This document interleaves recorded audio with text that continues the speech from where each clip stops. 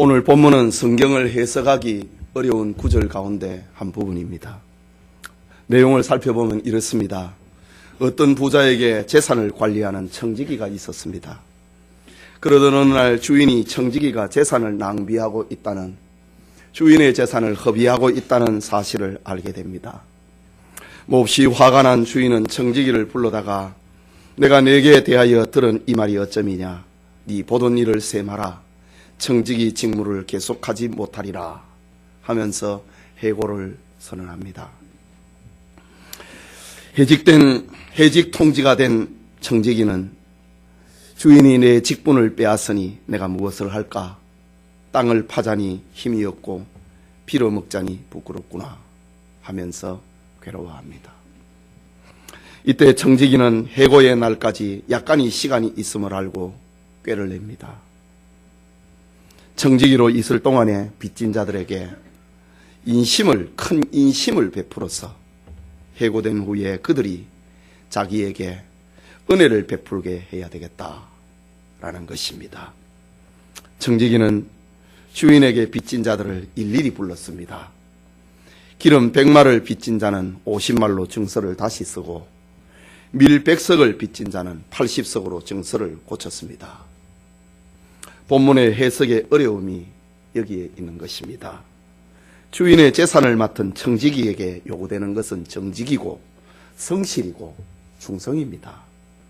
그런데 오늘 본문의 청지기는 주인의 재산을 허비하다가 해고당했고 해고를 통보받은 후에는 자기를 위하여 차용 증서를 위조한 불의한 청지기이기 때문입니다. 그런데 주님은 이런 청지기를 가리켜 지혜롭다고 칭찬하시고 이것이 제자들을 가리키는 합당한 비유가 될 수 있는가? 라는 사실입니다. 그래서 오늘 본문을 이해하기가 어렵다는 것입니다. 주님은 이 시간 이 사건을 통하여서 무엇을 교훈하기를 원하셨기에 이런 부조화스러운 비유를 가지고 제자들에게 가르쳤을까? 우리는 예수님의 말씀을 사회학적인 관점에서, 경제 논리에서, 도덕적인 관점에서 오늘 본문을 이해한다면 우리는 해석할 수가 없습니다. 그러나 오늘 이 말씀을 들려주고 있는 목적은 도덕적으로, 경제적으로 우리에게 교훈하는 것이 아니라 구속론적으로 우리를 교훈하고 있는 기막힌 진리가 담겨 있다라는 사실입니다. 이 시간 청지기 인생이라는 제목으로 하나님의 말씀을 받고자 합니다. 말씀을 듣는 우리 모두에게 우리가 살아가면서 구속론적인 인생관을 가지는 것이 어떤 것인가, 그것을 깨닫는 은혜 시간 되기를 소원합니다. 첫째는 이 불의한 청지기를 통해서 들려주고 있는 메시지는 모든 인류는 하나님의 청지기라고 하는 사실입니다. 우리 본문 가운데 1절의 말씀을 우리 함께 읽읍시다. 또한 제자들에게 이르시되 어떤 부자에게 청지기가 있는데 그가 주인의 소유를 낭비한다는 말이 그 주인에게 들린지라 라고 합니다.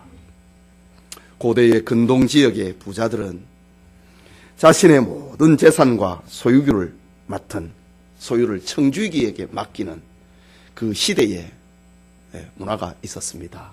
오늘날에도 이 대그룹에는 그룹 전체를 관장을 하는 이 경제팀이, 관리팀이 있지 않습니까?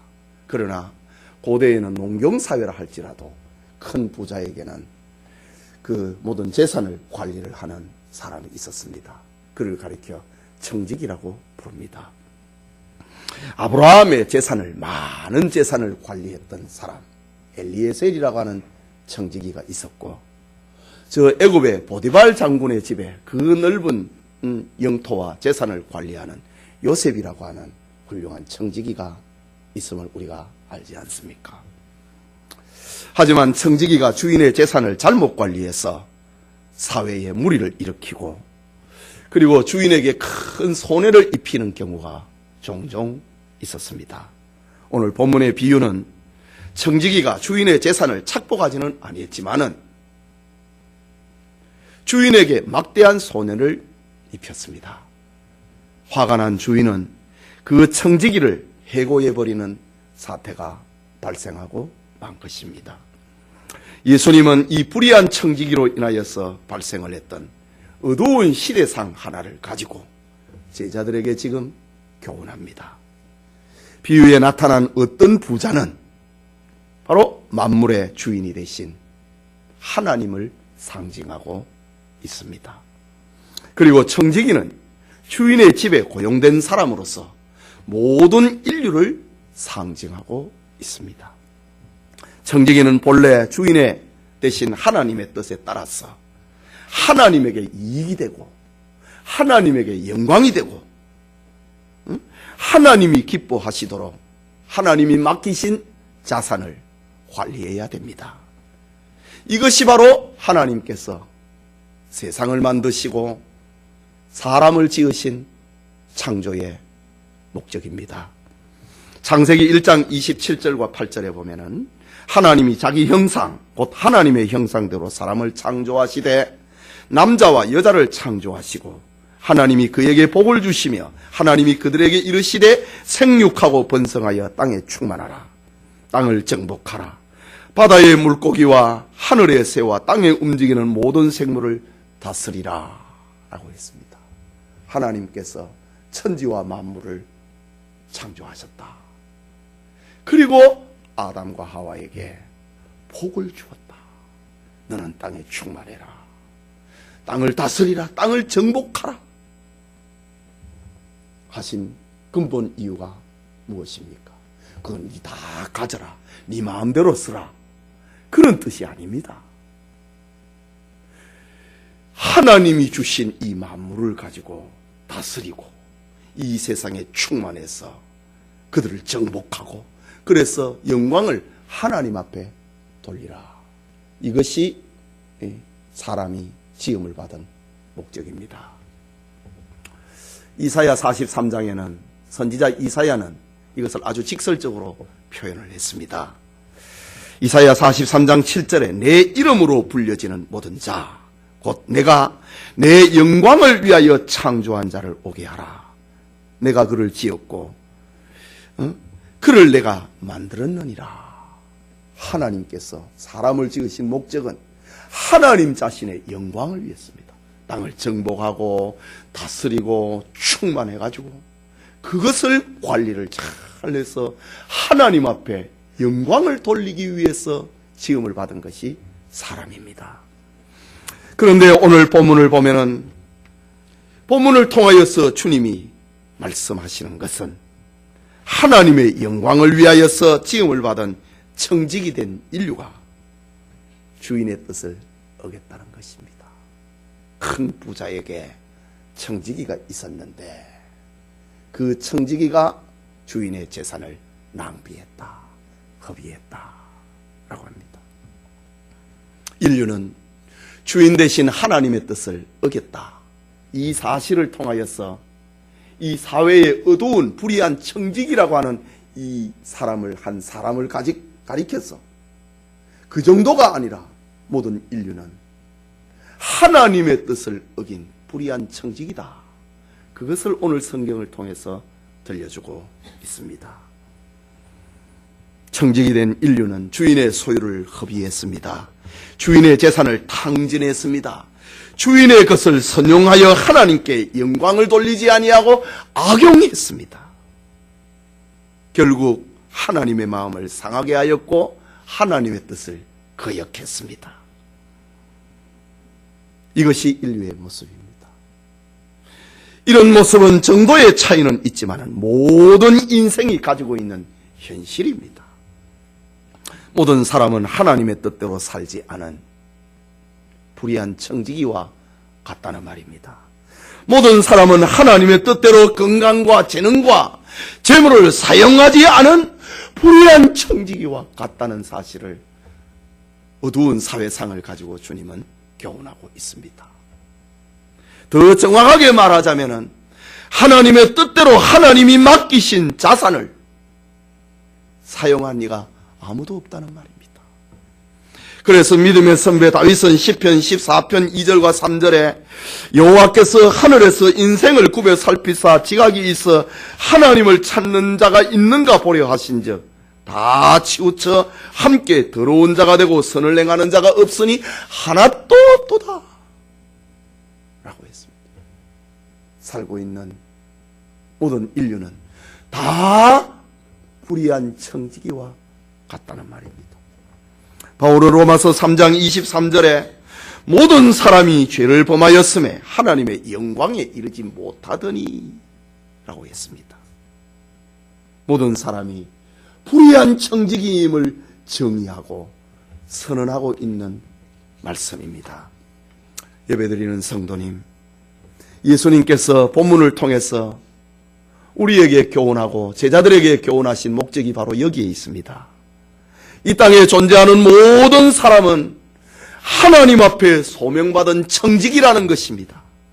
그런데 하나님께 부름받은 청직이 된 모든 인류는 다 불의한 청직이, 주인의 뜻을 어기고 주인의 것을 남용을 하고 주인의 것을 낭비를 해버린 불의한 청지기가 되어버렸다 라는 사실을 들려주고 있습니다. 이것이 오늘 본문을 통하여서 구속론적으로 우리에게 들려주고 있는 인류의 실존입니다. 깨닫는 은혜가 있기를 소원합니다. 둘째로 불의한 청지기를 통해서 들려주고 있는 교훈은 모든 인류는 해고를 통지받은 청지기라는 사실입니다. 2절의 말씀 같이 읽읍시다. 주인이 그를 불러 이르되 내가 네게 대하여 들은 이 말이 어쩌니 됨이냐.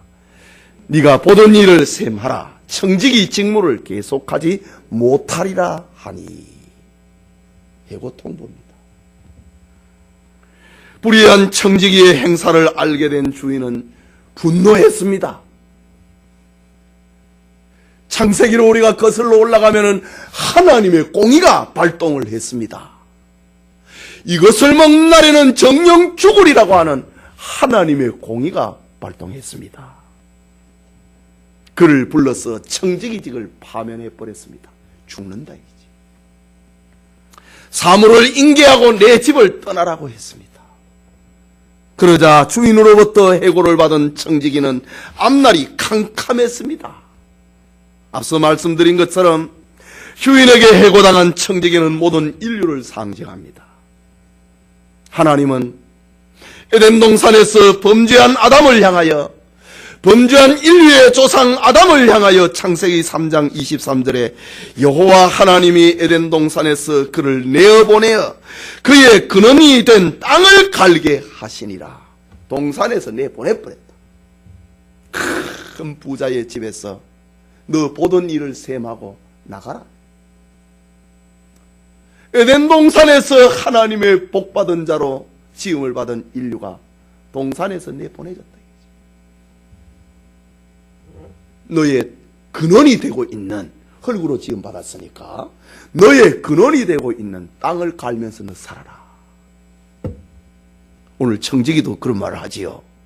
청지기가 속으로 이르되 주인이 내 직분을 빼앗으니 내가 무엇을 할까? 땅을 파자니 힘이 없고 피로 먹자니 부끄럽구나. 창세기의 또 다른 반영입니다. 지금 부자의 큰 집의 재산을 전체를 관장을 했던 그 명예로웠던 청지기의 직분 빼앗겨 버렸습니다. 그러니 피로 먹자니 구걸을 하면서 살자니 얼마나 불명입니까? 이제부터 그 앞에는 지옥과 같은 삶이 펼쳐지게 되는 겁니다. 이것이 에덴 동산에서 추방당한 인류의 모습입니다. 아담을 향한 하나님의 해고 통보는, 심판 통보는 모든 인류의 것이 되고 말았습니다. 수많은 사람들은 장깨를 내어보지만은 하나님은 속지 않습니다. 가인이 동생 아벨을 돌로 쳐서 죽여놓고 하나님이 아벨을 찾자 내가 동생을 지키는 자니까 뻔뻔하게 나 동생 모릅니다 라고 했습니다. 그러나 하나님은 아벨의 피소리가 땅에서 들려오고 있다. 가인의 죄를 찾아내셨습니다. 여리고성 전투에서 아간이 시날산의 고급 외투와 은금을 자기 장막 밑에 숨겨놓았지만은 하나님은 그를 찾아내시고 아골골짜기에 돌무덤을 만들어버렸습니다. 사울 왕이 아말렉과의 전투에서 요량물을 감추고 기만했지만은 하나님은 사울에게 속지 않았습니다. 순종이 제사보다 낫고 듣는 것이 하나님의 말씀을 듣는 것이 수양의 기름보다 낫다는 것을 너 알지 못했느냐? 너가 하나님을 버렸느냐? 나도 너를 버려 왕이 되지 못하게 하리라. 심판을 선언하셨습니다. 엘리사의 사환 게하시가 문둥병에서 나음을 받은 나아만 장군에게 찾아가서 돈을 달라고 했습니다. 예물을 비밀리에 받았지만은 하나님은 속지 않았습니다. 나아만의 병, 문둥병이 너가 들어라 이거지요. 아나니아와 삽비라 부부는 자기의 소유를 팔아서 얼마를 감추어 두었지만은 하나님은 그를 찾아내셨습니다. 너가 성령을 속이려고 하느냐? 죽음이 선언되고 말았습니다. 인생들은 이렇게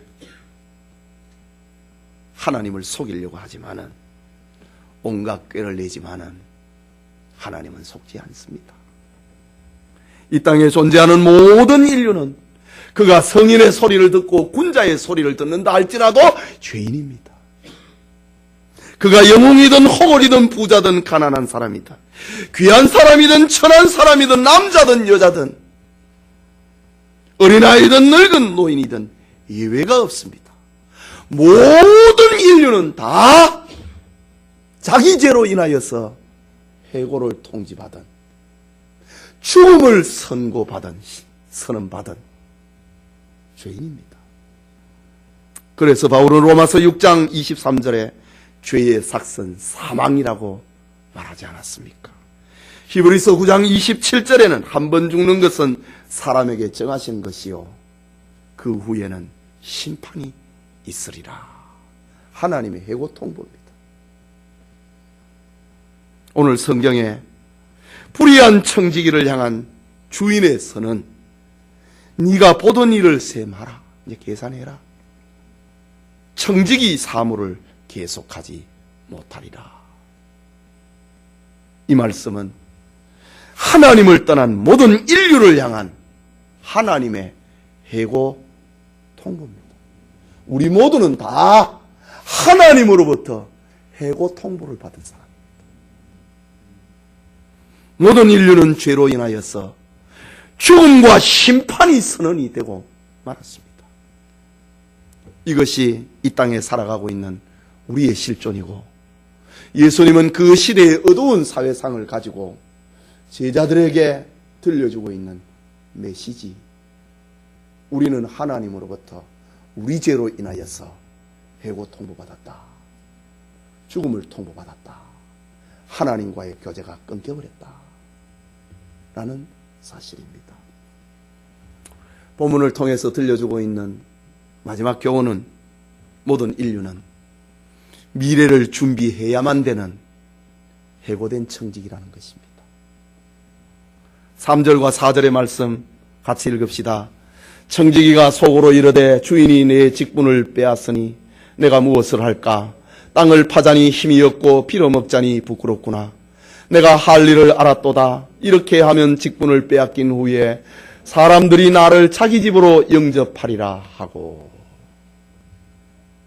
성경 말씀대로 청지기는 자신의 불의로 인하여서 주인으로부터 해고를 통보받았습니다. 불의한 청지기는 자신의 잘못 때문에 해고당했다는 사실을 인식을 하고 인지를 하고 미래를 생각해 보았습니다. 땅을 파자니 힘이 없고, 그렇다고 하면 이 청지기는 나이도 이미 많이 중년을 지나버렸다는 말 아니겠습니까? 땅을 파자니 힘이 없고 빌어먹자니 부끄럽구나. 지난날에 큰 주인의 집에서 재산을 마음껏 관리했을 때 주변으로부터 받았던 그 칭찬, 칭송, 영광, 그것을 생각하니 빌어먹자니 부끄럽게 되어버렸습니다.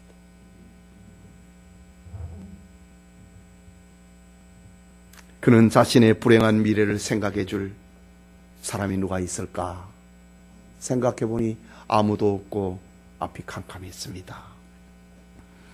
이때에 청지기는 기막힌 지혜가 떠올랐습니다. 그것은 사물을 인계하는 짧은 시간이 자기에게 아직 남아있다는 겁니다. 누구에게 인수인계를 해야 될 거 아닙니까? 사물을 세마라 주인이 말했으니까 인계할 수 있는 그 시간이 있다고 하는 것을 알고 주인에게 빚진 자들에게 선심을 써야 되겠다는 겁니다. 청지기는 지체하지 아니하고 주인에게 빚진 자들에게 오늘 성경에 보니까 일일이 불렀다. 다 불렀다. 자기가 관계했던 다 불렀다. 그리고 차용 증서를 위조하면서 저들의 빚을 줄여주었습니다. 5절과 7절의 말씀 같이 읽읍시다. 주인에게 빚진 자를 일일이 불러 먼저 온 자에게 이르되 네가 내 주인에게 얼마나 빚졌느냐 말하되 기름 100마리이다. 이르되 여기 내 증서를 가지고 빨리 앉아 50이라 쓰라 하고 또 다른 이에게 이르되 너는 얼마나 빚졌느냐 이르되 밀백석이니이다. 이르되 여기 네 증서를 가지고 80이라 쓰라 하였는지라 라고 합니다. 해고를 통지받은 청지기는 신속하고 과감하게 행동했습니다. 주인은 이 청지기의 이런 모습을 모를 리가 없습니다. 그러나 주인은 불의한 청지기가 자기 미래를 생각하는 그거를 봅니다. 자기 미래를 생각하고 있는 땅을 파자니 힘이 없고 빌어먹자니 부끄럽구나. 그거를 생각을 하고 자기 미래를 생각하고 있는 청지기의 모습을 보고 불쌍히 여겨줍니다. 불쌍히 여겨줍니다. 그래, 잘했다. 그렇게라도 살아야지. 지금 이런 표현입니다.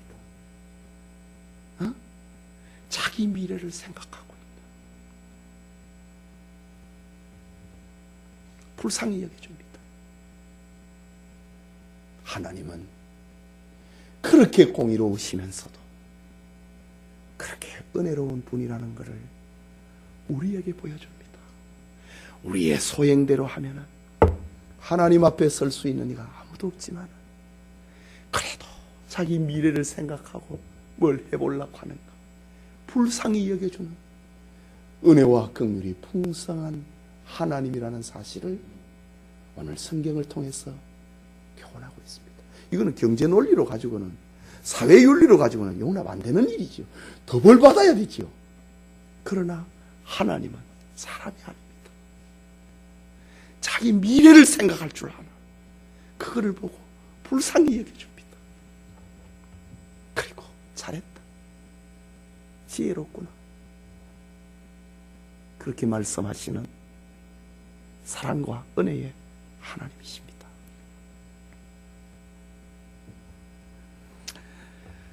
그래서 오늘 본문 9절의 말씀을 봅니다. 내가 너희에게 말하노니, 8절부터 보는 게 좋겠네요.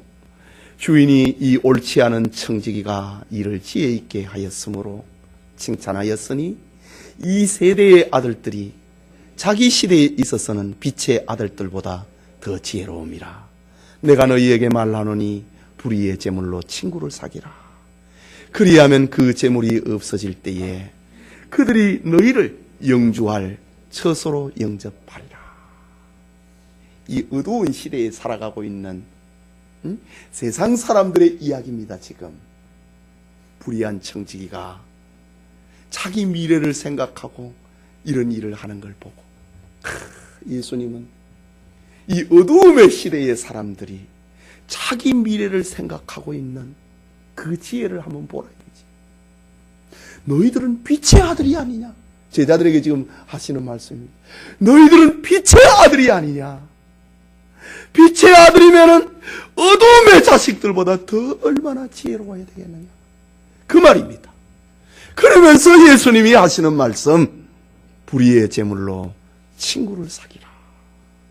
그리하면 그 제물이 없어질 때에 너희를 영주할 처소로 영접하리라. 또 10절에는 지극히 작은 것에 충성된 자는 큰 것에도 충성되고 그 지극히 작은 것에 불의한 자는 큰 것에도 불의하느리라. 12절에 너희가 남의 것에 충성하지 아니하면 누가 너희의 것을 너희에게 주겠느냐? 지금 이게 무슨 말입니까? 불의의 재물, 지극히 작은 것, 남의 것, 이것이 바로 이 세상에서 사람들이 누리고 있는 거라는 말입니다. 불의의 재물이라고 했습니다. 영원하지 못하다는 이 말입니다. 주인의 재산이었는데 왜 주님은 불의의 재물로 친구를 사귀라고 합니까? 그 영원한 것이 아니기 때문에 그렇습니다. 영원한 것이 아닌 너가 청지기로 그 집에 있을 동안에 그걸 가지고 친구를 사귀라 이거지. 또 지극히 작은 것이라고 했습니다. 저 천국에서의 우리가 가질 것에 비하면은 이 세상에서 우리가 가지고 있는 시간과 건강과 물질은 지극히 작은 것이라는 말입니다. 남의 것이라고 합니다. 왜? 우리가 죽으면 다 놓고 가야 되기 때문에 그 남의 것입니다. 내 것은, 참된 것은 영원히 가지는 것, 그게 내 것입니다. 우리가 이 세상에서 가지고 있는 시간과 건강과 물질은 전부 다 두고 가야 됩니다. 그래서 예수님께서는 그걸 남의 것이라고 얘기를 합니다. 천국에서는 우리가 영생할 것인데 거기에서 가지는 것, 누리는 것은 영원한 것입니다. 그래서 그거는 남의 것이 아니에요. 그것은 내 것이 됩니다. 이 세상은 전부 남의 것입니다. 죽으면 두고 가야 되기 때문에.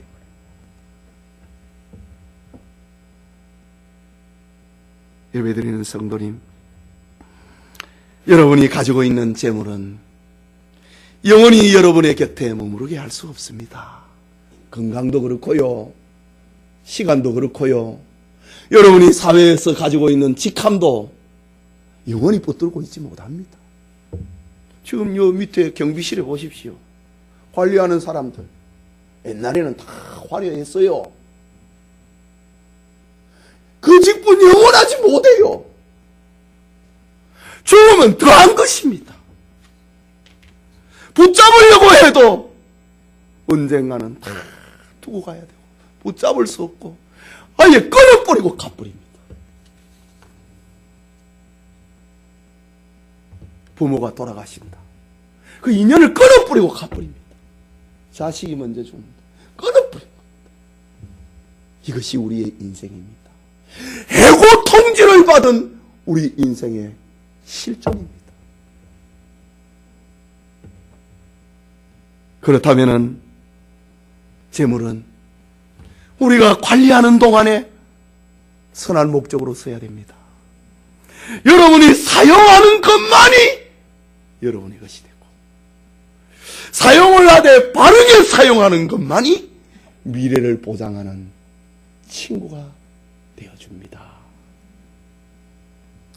여리고의 세리장 삭개오는 주님을 만나고 난 다음에 자기가 관리하던 재물로 소유의 절반을 가난한 사람에게 주겠으며 내가 만일 누구에게 빼앗은 것을 있으면 4배나 갚겠다고 주님을 만나고 난 다음에 이렇게 선용을 했습니다. 예수님의 십자가를 대신 짊어졌던 구레네의 시몬은 자신의 건강한 육체를 위하여서 미래의 친구 되신 예수님과 사귀었습니다. 건강을 가지고 말입니다. 빌립보의 자주장사 옷감장사 루디아는 자신에게 있는 재물로 천국의 친구 바울을 사귀었습니다. 드로아의 여사 누가는 자기가 가지고 있는 의사라고 하는 재능을 가지고 천국 친구 바울과 사귀었습니다. 여러분, 모든 인류는 자기가 받은 시간, 자기가 받은 건강, 재능, 물질 등 모든 것이 다 끝날이 있습니다. 마치 네가 하는 청지기의 직무를 세마라. 거기 끝나면 인수인계가 끝나면 집에 쫓겨나야 되는 것처럼 하나님이 주신 시간이 다 끝나면 다 내려놓고 가야 됩니다. 죽음 후에 내 것이 되는 것은 아무것도 없습니다. 그래서 전도자 지혜의 왕 솔로몬은 전도서 12장 13절에 일의 결국을 다 들었으니 하나님을 경외하고 그 명령을 지킬지어다. 이것이 사람의 본분이니라. 너희 인생에 남는 것은 하나님을 경외하고 그 명령을 지키는 것밖에 없어. 그러니 너 있는 동안에 유한한 것 가지고, 너가 잠시 붙들고 있는 시간과 재물을 가지고, 건강을 가지고 미래의 친구를 사귀어야 돼. 그것이 하나님을 경외하고 그 명령을 지키는 데 쓰는 것이야. 솔로몬은 이렇게 우리에게 교훈하고 있습니다. 여러분, 오늘 성경의 불의한 청지기가 자신의 어두운 미래를 생각을 하고 지혜를 발동을 했듯이 예수님은 제자들에게 말합니다. 이 세상 사람들은 말이야, 이 불의한 청지기를 봐. 자기 미래를 생각하고 이렇게 지혜롭게 사는데 빛의 자녀들인 우리들은 어떻게 해야 되겠어? 지금 예수님의 이 말씀입니다. 그리고 마지막에 집 하인이 두 주인을 섬길 수 없나니 호 이를 미워하고 저를 사랑하거니와 호 이를 중히 여기고 저를 경히 여길 것임이니라. 너희는 하나님과 재물을 겸하여 섬길 수 없느니라. 재물을 가지고 친구를 사귀라. 미래의 너를 지켜줄 친구를 사귀어라 라고 예수님께서는 이 구속론적으로 오늘 본문의 말씀을 이렇게 우리에게 들려주고 있습니다. 지금도 늦지 않았다는 말입니다. 왜? 우리 아직 살고 있잖아요. 우리 아직 안 죽었잖아요. 지금도 늦지 않았다는 말입니다. 주인의 집에서 쫓겨나가기 전에, 우리가 이 땅에 살고 있는 동안에, 내가 물질을 가지고 있고 내가 시간을, 내가 건강을 가지고 있는 동안에, 내가 뭘 할 수 있는 동안에 하라고 하는 말입니다. 하나님으로부터 위임받은, 하나님으로부터 맡겨주신 것, 재물을 가지고, 건강을 가지고, 지식을 가지고, 직업을 가지고 여러분의 미래에 참된 친구가 될 주님을 위해서 사용하는 지혜가 있기를 소원합니다. 성도 여러분, 스티븐 스필버그가 감독을 한 쉰들러 리스트라고 하는 영화를 여러분 잘 아실 것입니다. 지금으로부터 75년 전에 폴란드에서 있었던 실화를 기초로 하고 있는 아주 감동적인 영화입니다. 주인공 신들러의 꿈은 큰 부자가 되는 거였습니다. 하지만 그의 꿈은 2차 대전이 발발함과 더불어 산산조각이 나버립니다. 하지만 신들러는 그 전쟁통에도 지혜를 발동을 해서 자기 꿈을 이루어냅니다. 최고의 부자가 되는 꿈을 이루어냅니다. 그는 독일 나치 정권에 군수품을 조달을 하는 공장을 경영을 합니다. 그리고 큰 부자가 되는 꿈을 이룹니다. 그의 경제적인 수단과 사교성은 탁월했습니다. 그는 독일군 장교를 찾아가서 돈으로 그들을 매수해버립니다. 그리고 수용소에 갇혀있는 유대인들을 그 헐값으로 노동력을 내 공장에 일하게 해달라.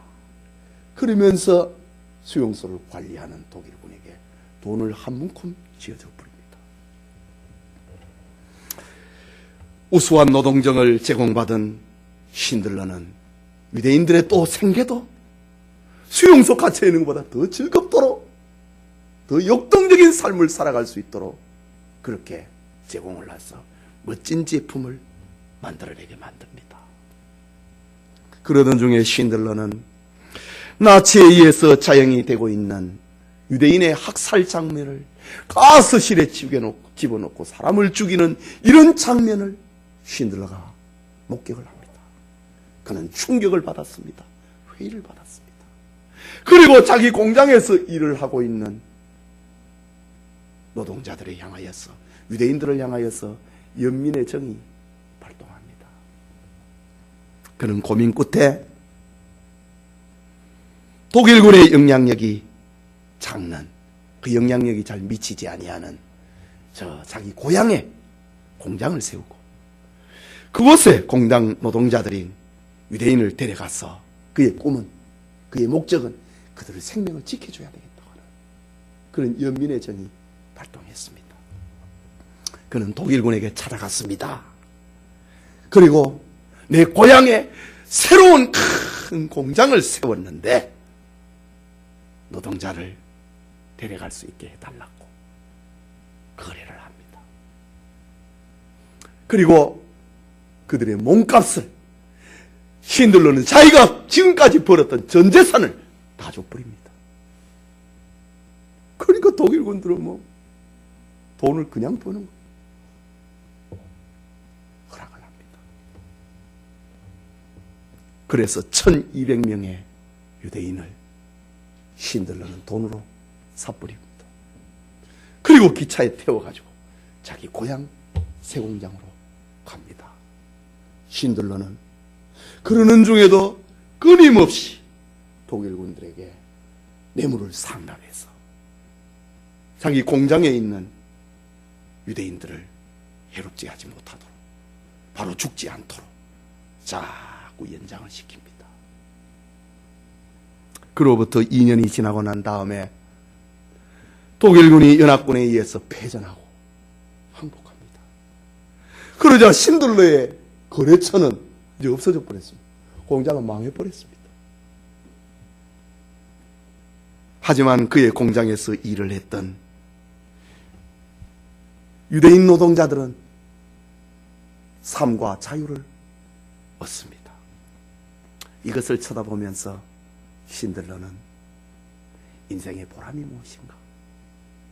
자기 공장을 망했지만 자기가 1200명의 유대인을 생명을 살려놨다가 하는 그것 때문에 인생의 보람을 느낍니다. 이 영화의 가장 감동적인 장면은 전쟁이 끝나고 난 다음에 신들러와 자기 공장의 노동자 1200명하고 이별을 하는 장면입니다. 유대인 노동자들이 신들러를 위해서 할 수 있는 것이 무엇일까? 자기 이빨에 있는 금잎밥을 뽑아갖고 금 배지를 하나 만들어서 고마움을 표현합니다. 이때의 신들러는 나는 이거 받을 자격이 없다고 이야기합니다. 그러면서 자기 앞에 있는 자기가 차고 다녔던 고급 승용차를 발로 차면서 내가 왜 저것을 그때에 버리지 않았던가? 그랬더라면은 10명은 더 구할 수 있었을 텐데. 미안한 마음을 표현합니다. 자기 가슴에 꽂혀있는 금 배지를 생각하면서 내가 이걸 왜 차고 있었던가?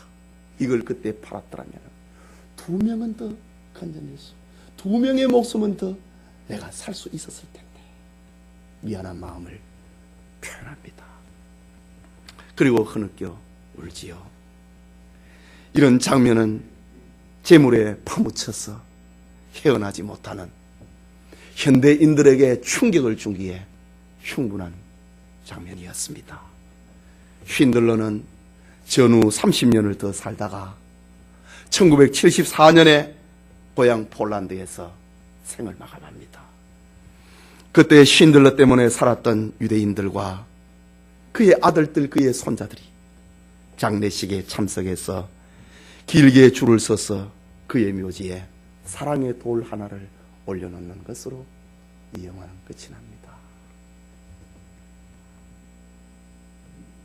그는 자신이 받은 재물로, 자신이 가진 재능으로 많은 친구를 사귀었던 사람입니다. 만약 그가 억만장자로 일생을 살았더라면 누가 그를 칭찬하겠습니까? 그는 나치와 공조를 한 전범으로 재판을 받고 처형되고 말았을 것입니다. 그러나 그는 없어져 버릴 세상 재물을 가지고 친구를 사귀었습니다. 그 결과 그는 이름이 빛나는 사람이 되었습니다. 하나님 앞에 우리의 모습도 언젠가는 이와 크게 다르지 않을 것입니다.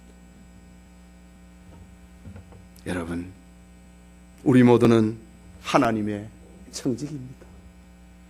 우리 모두는 죄로 인하여서 해고를 통보받은 청직입니다. 그렇다면 우리 모두는 지혜롭게 미래를 준비해야 됩니다. 여러분이 가진 재물도, 건강도, 시간도, 재능도, 신분도 언젠가는 다 없어지고 말 것입니다. 영원히 여러분의 것이 될 수 없습니다. 이유는 모든 것이 하나님의 것이고 하나님이 여러분에게 맡겨주신 것이기 때문입니다. 우리가 살고 있을 동안입니다.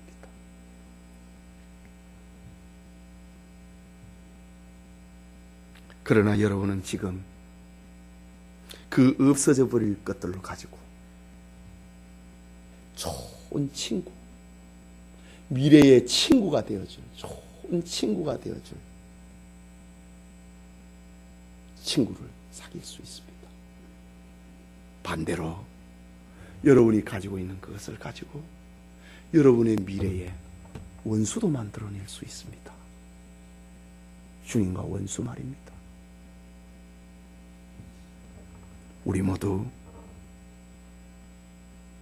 2017년에 해가 저물어 가고 있습니다. 하나님이 맡겨주신 시간과 건강과 재물과 세상의 직분을 가지고, 지위를 가지고 미래의 참된 친구가 될 주님과 사귀는 지혜, 빛의 자녀로서 살아가는 은혜가 모두와 함께하기를 소원합니다.